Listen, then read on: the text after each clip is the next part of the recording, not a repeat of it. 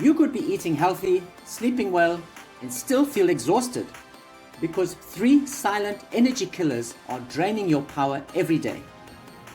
Most people think low energy is about age or diet, but the real problem is biochemical. I've seen this again and again in my consultations. People doing everything right but still struggling. Once we fix these 3 hidden blocks, energy returns fast. Here's the 3 secrets, the 3 hidden energy killers. The secret number 1, cellular waste overload. When your body can't detox properly, metabolic waste clogs the cells and shuts down insulin and nutrient receptors. Without glutathione and antioxidants, energy production slows to a crawl.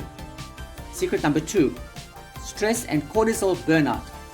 Chronic stress burns through B vitamins, magnesium and vitamin C, your energy cofactors. It leaves mitochondria inflamed and unresponsive. Secret number 3, nutrient deficiency in the Krebs cycle. The Krebs cycle is your body's energy engine.